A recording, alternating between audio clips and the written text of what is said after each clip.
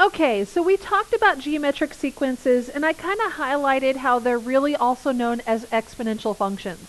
Well, now we're going to take a look at exponential functions. So if our independent variable, which almost always our independent variable is our x value, so whenever our x appears as an exponent, this is called an exponential function. So now we're going to start seeing something like our function of x equals a times a number b to the x power. Now you have to keep in mind that a cannot be 0, because if it's 0 then everything turns to 0. B cannot be the number 1, because then there's no longer an exponential function there. But b also has to be positive, because for it to be a function, it can't just continue bouncing back and forth up and down. And if it's negative, it bounces between positive and negative like that. So we restrict our functions so that way that the b value is always positive. The only thing that will change it between positive and negative is that a value. So a could be positive or negative, but b has to be positive.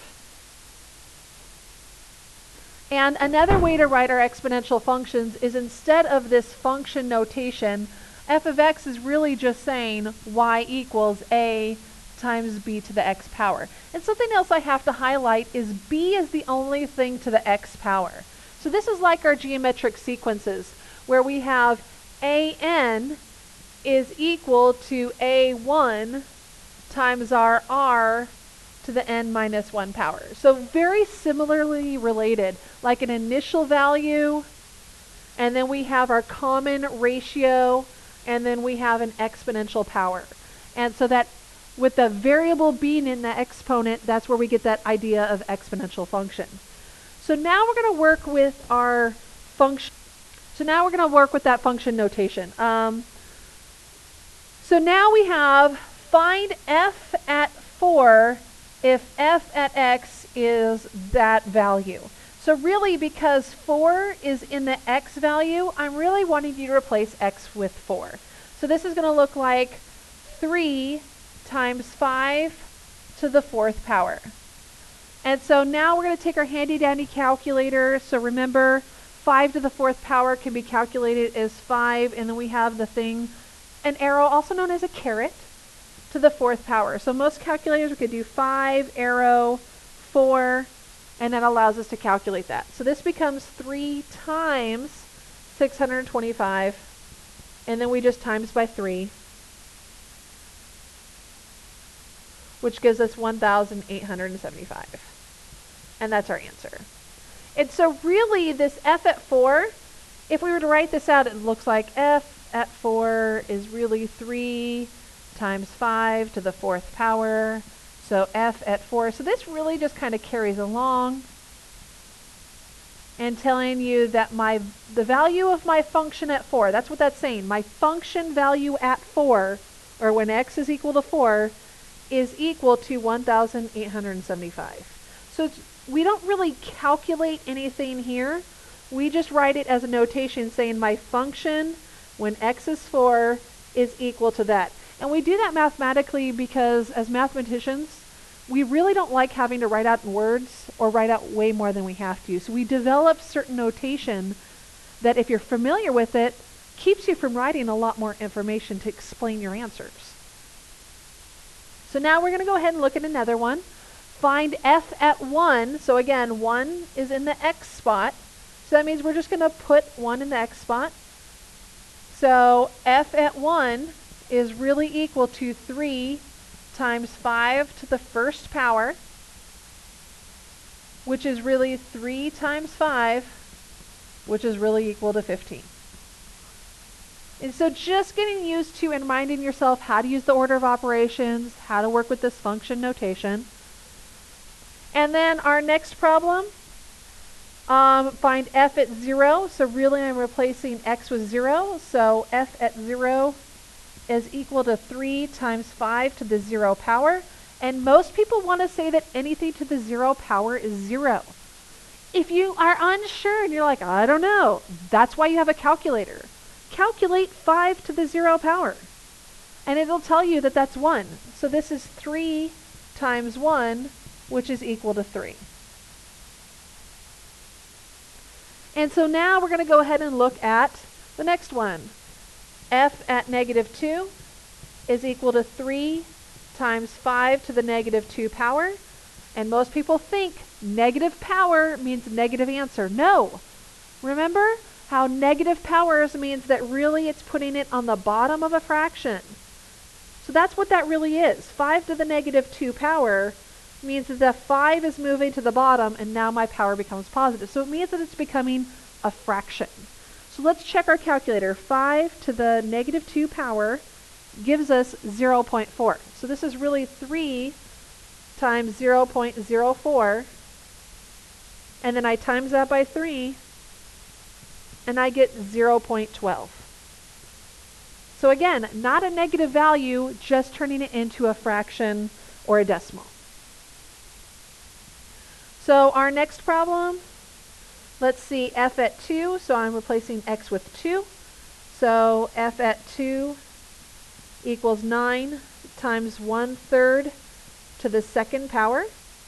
Now, with our calculator, we could go ahead and turn 1/3 into a power and then square it, or we can go ahead and use the rules of exponents. I could distribute this, so this is really 1 squared over 3 squared. And what is 1 squared? 1. What is 3 squared? 9. And then what happens to these 9s? They cancel each other out, because 9 divided by 9 is 1. So this really leaves me with an answer of 1. So sometimes, if you know how to work with fractions, it actually works out better. Because if you use a bad calculator or a not very sophisticated calculator, you may get an answer of 0.9995 something, depending on how you put it in the calculator. So be careful about that. So our next one, f at negative 3. So f at negative 3 is going to be 9 times 1/3 to the negative 3 power. And remember how negative powers takes things from the top and puts it on the bottom? Well, it takes things from the bottom and puts it on the top. So this really becomes 9, and then this is really 1 to the 3rd power, and this is 3 to the 3rd power, because the negative is moving things. Top goes to bottom, bottom goes to top, and now we end up with 9 times, what's 3 to the 3rd power? 27? 27 over 1 times 1 to the 3rd power, which is really just 1. So now I'm getting 9 times 27, which is 243. And again, if you put it in your calculator wrong because you don't really know how to use your calculator, you can really mess up these answers. So it's really important that you're bringing a calculator to class and you're practicing how to use it correctly. Because if you're always jumping from someone's calculator to someone else's calculator, every calculator is different. And if you're not careful and you don't know how to work it, you're going to be doing everything totally wrong. Okay, so moving on, word problems. Same idea, just throwing some words in there. So, and why do we throw words in there? Why do we have to do that when we're doing math? Because I cannot name one student that has not asked me, double negatives there, I'm always getting asked, where could we use this? Where could we use this? Well, when we introduce story problems, we're telling you a context, a place in real life where this may actually occur, where this math actually applies. So don't ask me, where do we use this in real life, and then turn around and say, why do we have to do word problems? Because you're pretty much contradicting exactly what you asked. So here we're showing you where this may actually occur. So the function f at x equals 500 times 1.035 to the x power. That models the amount of money. Now this happens all the time. Exponential functions correlate to making money and interest. So we're going to see this a lot. In a certificate of deposit after X years, how much money will there be in 6 years? So 6 years, that's why this is highlighted. 6 is really X. So now we're just going to go ahead and do exactly what we did before. 500 times 1.035, got my O, to the 6th power. So now we're going to calculate like before, 1.035 to the 6th power.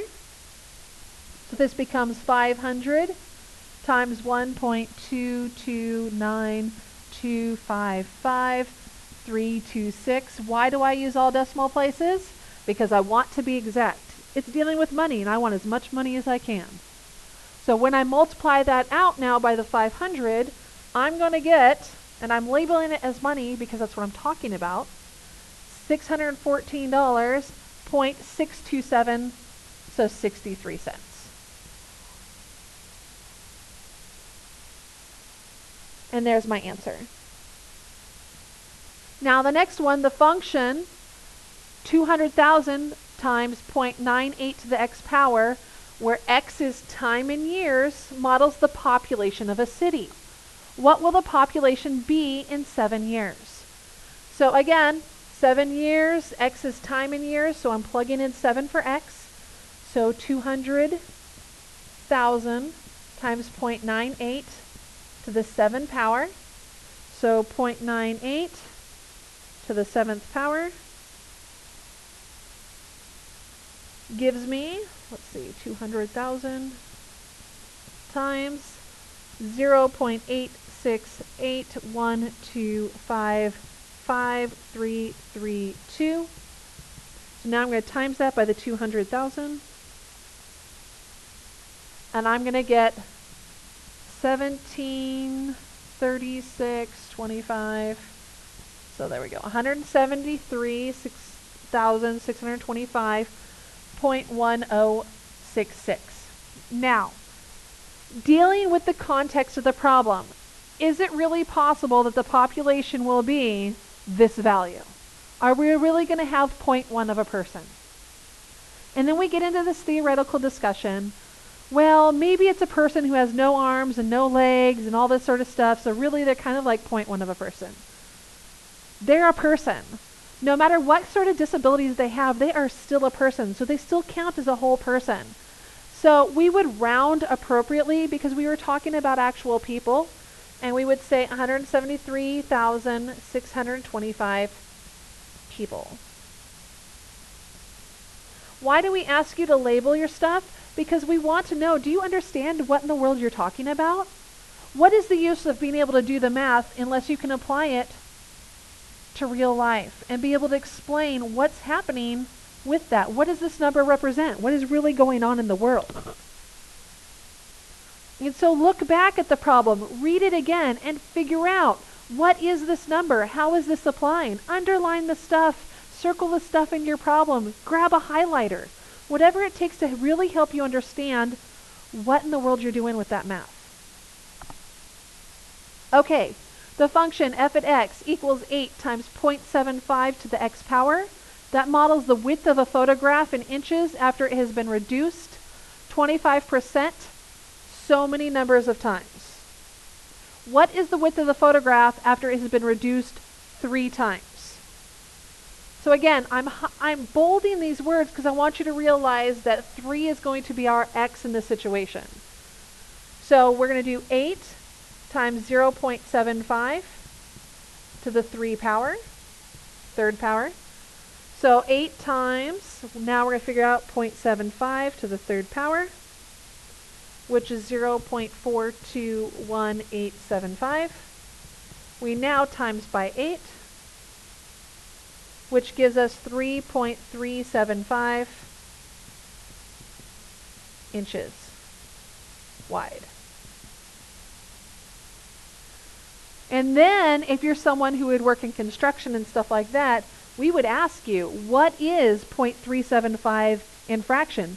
Because in America, in the United States, we use inches, which breaks down into fractions, which is why fractions are really important. Now, if you were in Europe, you would use the metric system, which breaks down nicely in decimals. Not for us, we use metric system.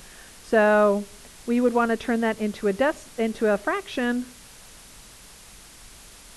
which is really 3 3/8 inches, which you can actually measure out pretty well on a ruler. Okay, So now we've done calculating. Now we're going to talk about, can we identify an exponential function? Can we tell if it's exponential or not? Because we've done linear functions. We've done quadratic functions. So we're going to start seeing stuff that are linear or quadratic or exponential, and we have to be able to tell which one it is. So how do we know if it's exponential? Well, when we look at the x values, there's going to be a constant difference. The difference between the numbers is always the same. But the y values are now going to be multiplied by the same ratio. So how is this different from our linear equations? So in linear, x has a constant difference, and our y has a constant difference.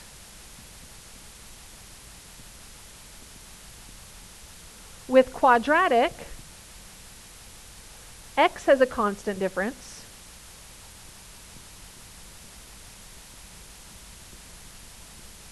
and y's have a constant second difference. So these are all like looking at adding and subtracting with our linear and quadratic. With exponential though, we still have that constant difference in x, but now there's going to be a constant ratio. So we're multiplying now by the same number and our y's. So if you need to, having highlighters may be helpful. So let's look at our x values. Okay, are they a constant difference? 0, 1, 2, 3. So every time we're adding 1.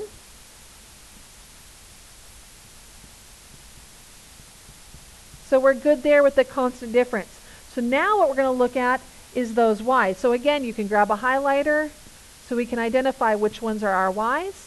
And look and see, am I multiplying by the same number each time?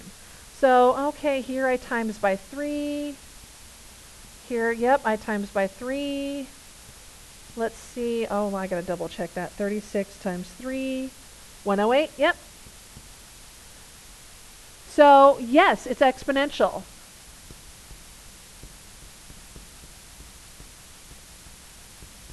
And my work helps explain my answer because I've shown how those x's here in green are adding 1 each time. And then I show how each time I am multiplying by 3. So here I have an r, or a common ratio of 3, because that's what I'm multiplying by. And my work helps explain that. If I don't show that, then I can't say that I really know it, and really I'm just kind of pulling answers out my bum. But what we really want you to do is we want you to understand. So let's look at our next one. Let's look at our x's. So let's see, it looks like we go by once. So now we're going to go ahead and write, yep, x's. I have a constant difference, I'm adding 1. So now we're going to go ahead and we're going to look at our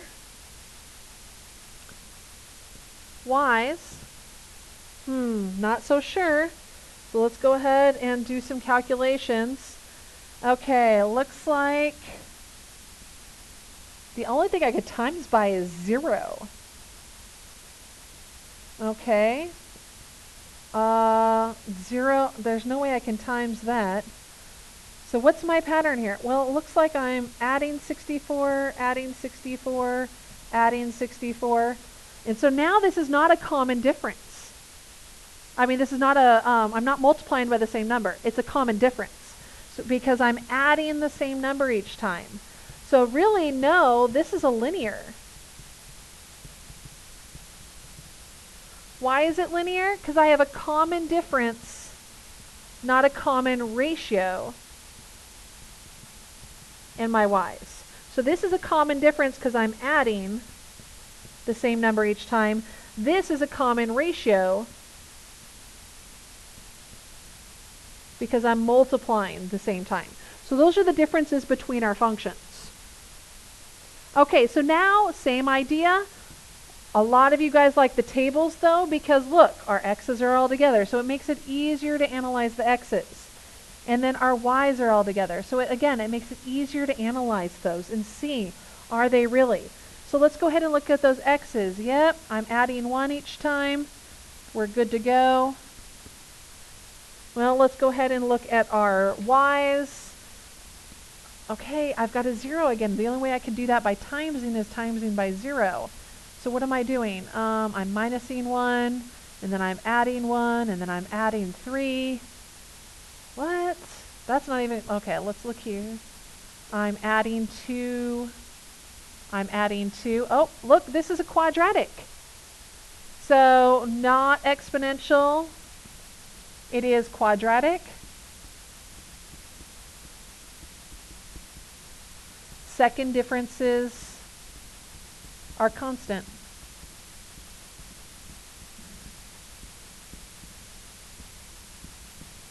Okay, so let's look at our next one. Let's see. 4 to 2, 2 to 1, 1 to 1/2. Oh, okay, so let's pick a number.